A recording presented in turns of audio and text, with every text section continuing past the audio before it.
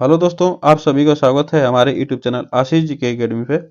तो आज का हम लोग टॉपिक करेंगे जीके जीएस से, जो कि केबीएस के लिए, सुपर टेट के लिए और अनदर एग्जाम के लिए बहुत इम्पोर्टेंट है। और यह क्वेश्चन आप लोग को ऐसे क्वेश्चन है कि यह एग्जाम में आते हैं। ठीक, ऐसे क्वेश्चन हम आप लोग के सामने लेके आए हैं और इसका प्रैक्टिस सेट करेंगे टॉप 30 क्वेश्चन के साथ। और आप लोग इस वीडियो को लाइक शेयर कमेंट जरूर करिए। तो चलिए स्टार्ट करते हैं आज का पहला क्वेश्चन के साथ। ज़्यादा टाइम नहीं लगे तो स्टार्ट करते हैं। कौन सा मृतोपजीवी कवक है? कौन सा मृतोपजीवी कवक है? सवाल है। फीता, कृमि है, पेनिसिलियन है, अमरबेल है। तो कौन सा है? इसमें ऑप्शन होगा हमारा सही होगा पेनिसिलियम जो होता है यह एक मृतोपजीवी कवक होता है। ठीक ना। तो चलिए आगे चलते हैं। मधुमेह होने का कारण है। मधुमेह होने का कारण है इंसुलिन की बहुलता, इंसुलिन का कम उत्पादन और यकृत कार्य में गड़बड़ी होना, बिलिरुबिन का उच्चतर उत्पाद। तो इसमें कौन सा ऑप्शन सही होगा? तो इसमें होगा ऑप्शन हमारा बी सही होगा। ठीक ना। जो कि मनुष्य के शरीर में इंसुलिन का कमी हो जाता है तो उसके उत्पादन कम हो जाता है इंसुलिन का, तो उससे क्या होता है? मधुमेह रोग होता है। ठीक ना। चलिए आगे चलते हैं। पक्षियों द्वारा की जाने वाली परागकण की प्रक्रिया को डैश डैश के नाम से जाना जाता है। हाइड्रोफिल, एंटोमोफिली और एम्ब्रियोफिली, आर्थियोफिली। तो कौन सा होगा ऑप्शन इसमें हमारा सही होगा? तो इसमें ऑप्शन होगा हमारा जो पक्षियों से किया जाता है परागकण उसे क्या कहा जाता है?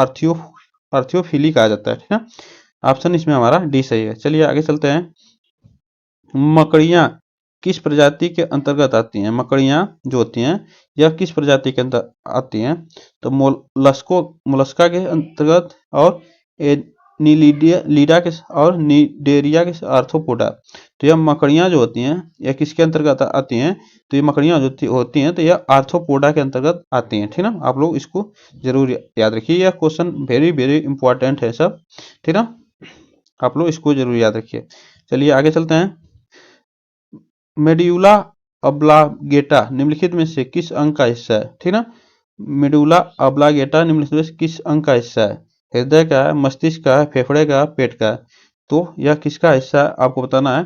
तो देखिए मेडुला ऑब्लांगेटा जो है यह एक मस्तिष्क का हिस्सा होता है। ठीक है, मनुष्य के मस्तिष्क का हिस्सा होता है।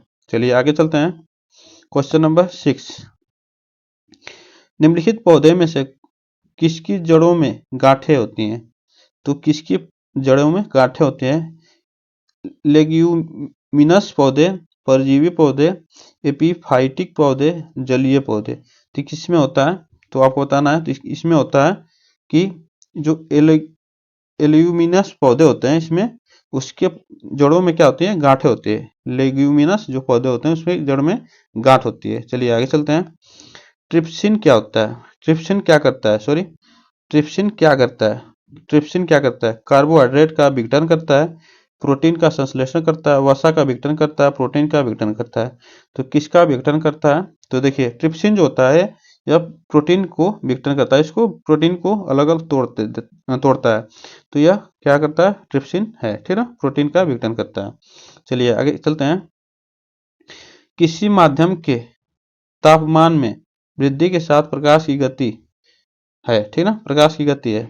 किसी माध्यम से तापमान में वृद्धि के साथ प्रकाश की गति क्या होती है? बढ़ती है, घटती है, वैसी ही रहती है, सहसा गिर जाती है। तो किसी माध्यम के तापमान में वृद्धि के साथ प्रकाश की गति क्या होती है? तो यह क्या होती है? तो वैसी ही रहती है। ठीक ना, वैसे ही रहती है। चलिए आगे चलते हैं। सभी धातुएं ऊष्मा की सुचालक होती हैं। क्या कहते हैं? सभी धातुएं ऊष्मा की सुचालक होती हैं। इसके प्रमुख कारण है किसके? जो ऊष्मा के सभी सुचालक हैं उनके अणु स्वतंत्र रूप से टकराते हैं, उनके मुक्त इलेक्ट्रॉन होते हैं, उनमें अणु एक दूसरे के बहुत करीब होते हैं, उपरोक्त में से सभी। तो इसमें ऑप्शन हमारा सही होगा सभी। ठीक ना। उनमें क्या होता है? अणु स्वतंत्र रूप से टकराते हैं और उनमें मुक्त इलेक्ट्रॉन होते हैं और उनमें अणु एक दूसरे के करीब होते हैं। ठीक ना, पास में होते हैं। तो इसमें ऑप्शन हमारा डी सही होगा। चलिए आगे चलते हैं। ये देखिए क्वेश्चन, थोड़ा सा इसको छोटा कर लेते हैं। क्वेश्चन नंबर है, किसी वस्तु के संतुलन में होने के लिए निम्नलिखित में से कौन सी स्थिति सही है? तो किसी वस्तु के संतुलन में होने के लिए निम्नलिखित में से कौन सी स्थिति सही है? वस्तु की कोई रेखीय गति नहीं हो, वस्तु की कोई ध्रुवीय गति नहीं हो, वस्तु की संभावित ऊर्जा न्यूनतम हो, उपरोक्त में से सही सभी। तो क्या होगा, तो इसमें ऑप्शन हमारा सही होगा, ऑप्शन इसमें हमारा डी सही होगा, इसमें सभी सही है, ठीक ना। चलिए आगे चलते हैं, आगे चलते हैं। जब लिफ्ट नीचे की ओर बढ़ रही है तो व्यक्ति का स्पष्ट वजन क्या होता है, क्या होगा, स्पष्ट वजन क्या होता है, वास्तविक वजन के बराबर, वास्तविक वजन के अधिक, वास्तविक वजन से कम, शून्य। जब लिफ्ट में आप लोग बैठते हैं, कोई इंसान बैठता है, तो लिफ्ट जब नीचे जाती है तो व्यक्ति का वजन क्या होता है, तो वह वास्तविक वजन से कम हो जाता है, ठीक ना, वास्तविक वजन से कम होता है। चलिए आगे चलते हैं। बल द्वारा गया बल द्वारा किया गया कार्य धनात्मक होता है जब विस्थापन बल के लंबवत आरोपित बल से कोई विस्थापन नहीं होता है, विस्थापन बल की विपरीत दिशा में हो, विस्थापन बल की दिशा में हो। तो कौन सा ऑप्शन इसमें हमारा सही होगा, इसमें ऑप्शन हमारा विस्थापन बल की दिशा में जब होता है तो क्या होगा, बल द्वारा किया गया कार्य धनात्मक होता है। चलिए आगे चलते हैं। विद्युत परिपथ में सेफ्टी फ्यूज तार का प्रयोग किया जाता है। तो विद्युत परिपथ में सेफ्टी फ्यूज का तार का प्रयोग किया जाता है। तो प्रतिरोधक शक्ति का चालकता पर, गलन बिंदु पर, सामर्थ्य पर। तो विद्युत परिपथ में सेफ्टी फ्यूज तार का प्रयोग किया जाता है, आपको बताना है। तो ऑप्शन इसमें कौन सा सही होगा, तो यह गलन बिंदु पर किया जाता है विद्युत परिपथ में सेफ्टी फ्यूज का तार। तो यह आप लोग ऑप्शन इसमें सी सही होगा। चलिए आगे चलते हैं। निम्नलिखित में से कौन सी गुरुत्वीय स्थिरांक की एक इकाई है। तो गुरुत्वीय स्थिरांक की एक इकाई है, option A, option B, option C, option D. तो कौन सा इसमें सही होगा आपको बताना है। तो ऑप्शन इसमें हमारा सही होगा, ऑप्शन हमारा इसमें ये सही होगा, ठीक ना, इसमें ऑप्शन ए हमारा सही है। चलिए आगे चलते हैं। घर्षण बल घर्षण द्वारा दिए गए कार्य का क्षय नहीं होता है, बल्कि वह ऊर्जा के रूप में परिवर्तित हो जाती है। जो घर्षण द्वारा किए गए कार्य का क्षय नहीं होता है, वह क्या कहते हैं, ऊर्जा के रूप में परिवर्तित हो जाती है। तो कौन सा ऑप्शन सही होगा, option A, option B, option C, option D. तो कौन सा ऑप्शन इसमें सही होगा, तो ऑप्शन हमारा इसमें बी सही होगा, ऑप्शन इसमें हमारा तापीय, या ऑप्शन बी हमारा सही होगा। चलिए आगे चलते हैं। किसी माध्यम में ध्वनि की चालक मुख्यतः किसी माध्यम में ध्वनि की चालक मुख्यतः डैश पर निर्भर करती है, घनत्व पर, प्रत्यास्था पर, आवृत्ति पर, ए और दोनों बी दोनों। तो कौन सा ऑप्शन इसमें हमारा सही होगा, तो देखिए इसमें ऑप्शन हमारा डी सही होगा, ठीक ना, इसमें ऑप्शन हमारा डी सही होगा। चलिए आगे चलते हैं। फिक्की फिक्की के शब्द विस्तार में अंतिम आई का क्या रूपित है, आई है जो क्या रूपित करता है, इंडिया, इंटरनेशनल, इंडस्ट्री और इन्वेस्टमेंट, कौन क्या करता है, तो आपको बताना है। तो ऑप्शन इसमें कौन सा सही होगा, तो ऑप्शन इसमें इंडस्ट्री ऑप्शन सही होगा, ठीक ना, इंडस्ट्री ऑप्शन इसमें सही होगा। चलिए आगे चलते हैं। निम्नलिखित में से कौन सा सही सुमेलित नहीं है, तो कौन सा सही सुमेलित नहीं है, coffee board Bengaluru, rubber board Kottayam, चैन बोर्ड कोलकाता, तंबाकू बोर्ड कोच्चि। तो कौन सा ऑप्शन इसमें सही नहीं है, सही नहीं है, आपको बताना है। तो ऑप्शन इसमें हमारा कौन सा सही नहीं है, तो यह ऑप्शन हमारा डी सही नहीं है, ठीक ना। और कॉफी बोर्ड ये बेंगलुरु में है, रबर बोर्ड कोट्टायम में है, चाय बोर्ड कोलकाता में है, और ऑप्शन हमारा डी सही नहीं है।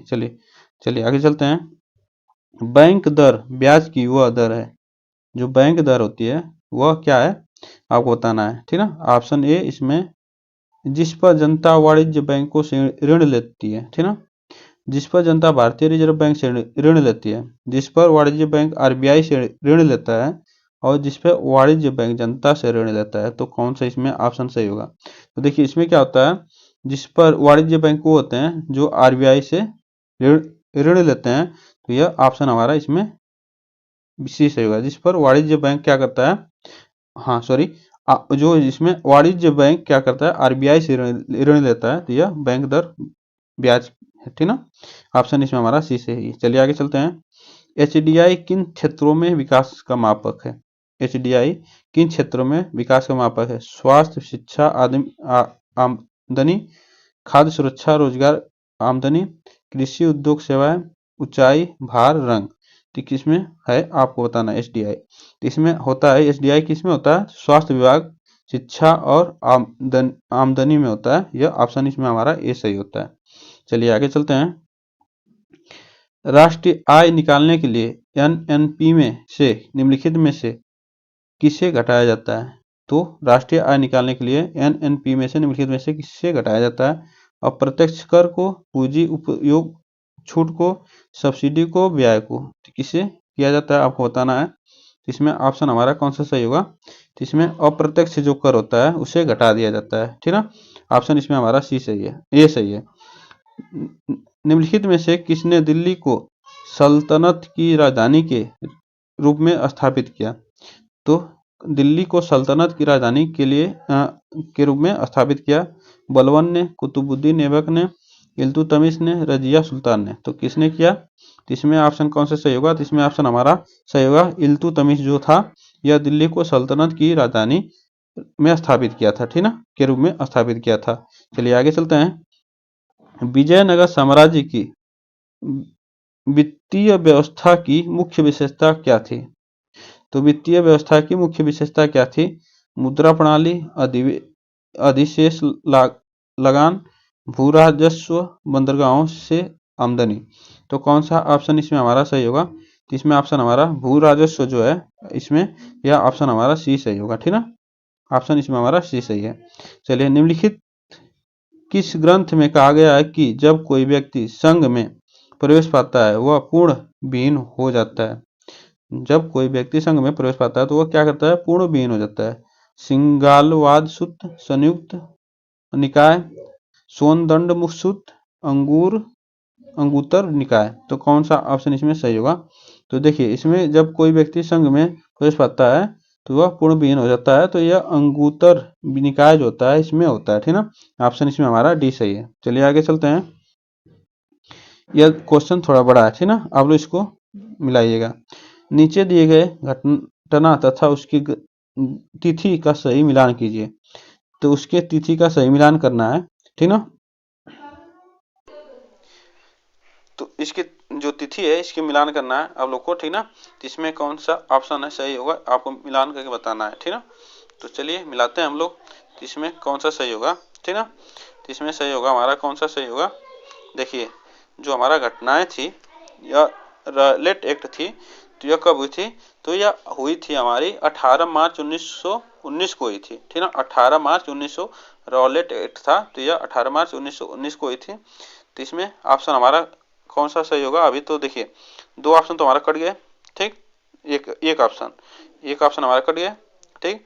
और सेकंड मिलाते हैं। रॉलेट सत्याग्रह था जो कब हुआ था? तो रॉलेट सत्याग्रह यह हुआ था 6 अप्रैल 1919 को ही यह हुआ था रॉलेट सत्याग्रह, ठीक ना। और भारतीय राष्ट्रीय कांग्रेस का अमृतसर अधिवेशन कब हुआ था? तो यह हुआ था 2 दिसंबर 1919 को हुआ था, ठीक ना। और जलियांवाला हत्याकांड यह 13 अप्रैल 1919 को हुआ था। तो इसमें ऑप्शन हमारा कौन सा सही होगा? तो इस हिसाब से हमारा ऑप्शन सही होगा, हमारा ऑप्शन इस हिसाब से सही होगा डी, ठीक ना। इस हिसाब से हमारा ऑप्शन डी सही होगा। चलिए आगे चलते हैं। निम्नलिखित में से किसने भारत छोड़ो आंदोलन के दौरान जेल से फरार होकर भूमिगत गतिविधियों को संगठित किया था? तो भारत छोड़ो आंदोलन के दौरान किसने भागा था जेल से? तो आपको बताना है इसमें ऑप्शन कौन सा सही होगा, ठीक ना। इसमें ऑप्शन हमारा कौन सा सही होगा? तो यह जयप्रकाश नारायण जो थे यह भारत छोड़ो आंदोलन के दौरान जेल से फरार होकर यह भूमिगत गतिविधियों को संगठित किए थे। तो ऑप्शन इसमें हमारा बी सही होगा। चलिए आगे चलते हैं। स्वराज पार्टी का गठन किस आंदोलन के असफलता के बाद हुआ? किस पार्टी के गठन की स्वराज पार्टी का गठन किस आंदोलन के असफलता के बाद हुआ था? असहयोग आंदोलन, स्वदेशी आंदोलन, सविनय अवज्ञा आंदोलन, भारत छोड़ो आंदोलन। तो इसमें कौन सा ऑप्शन सही होगा? तो देखिए, असफल हुआ था जब, तो वह असहयोग आंदोलन के हुआ था जब, तो उसमें असफल हुआ तब उसके बाद स्वराज पार्टी का गठन हुआ था, ठीक ना। चलिए आगे चलते हैं। बंगाल विभाजन के बाद पूर्वी का प्रथम गवर्नर कौन था? बंगाल विभाजन के बाद पूर्वी का प्रथम गवर्नर कौन था? कौन था आपको बताना है। तो प्रथम गवर्नर आप लोग जान ही रहे होंगे कौन सा है। तो इसमें ऑप्शन हमारा सही होगा, ऑप्शन ए हमारा सही होगा। फुलर जो बंगाल विभाजन के बाद पूर्वी का प्रथम गवर्नर था जो बलाम फील्ड फुलर था, ठीक ना। आप लोग इसको याद रखिएगा, बलाम फील्ड फुलर था। यह ऑप्शन ए हमारा इसमें सही है। चलिए, निम्नलिखित में से कौन सा मिलान सही नहीं है। निम्नलिखित में से कौन सा मिलान सही नहीं है आपको बताना है। तो इसमें से कौन सा सही नहीं है। नागार्जुन परियोजना जो है यह किस पे, ये कृष्णा नदी पे सही है हमारा। बगलियार परियोजना कहाँ पे है, तो यह बगलियार परियोजना किस नदी पे है, तो यह चिनाब नदी पे है, सही है ये भी। और रंजीत सागर बांध परियोजना यह रावी नदी पे है, ये भी सही है। और टिहरी बांध जो परियोजना है यह गंगा नदी पर नहीं है, तो यही ऑप्शन हमारा सही होगा, ठीक ना। यही ऑप्शन हमारा सही है, ठीक। ये इसमें पूछा है नहीं है, तो ऑप्शन इसमें हमारा टिहरी बांध जो है ये गंगा नदी पर नहीं है। चलिए आगे चलते हैं। केंद्रीय सिल्क बोर्ड की स्थापना कब की गई। तो केंद्रीय सिल्क की स्थापना बोर्ड की स्थापना कब की गई थी, 1948 को, 1949 को, 1953 को, 1954 को। तो कब की गई थी, तो यह की गई थी 1949 को, ठीक ना। केंद्रीय सिल्क बोर्ड की स्थापना 1949 को की गई थी। तो आज के लिए बस इतने ही क्वेश्चन। और आप लोगों को वीडियो अच्छी लगी हो तो चैनल को सब्सक्राइब करो, बेल आइकन को दबा लें, जिससे वीडियो का नोटिफिकेशन आप तक पहुंचता रहे। तब तक के लिए थैंक यू सो मच। मिलते हैं नेक्स्ट वीडियो में, तब तक के लिए बाय बाय, थैंक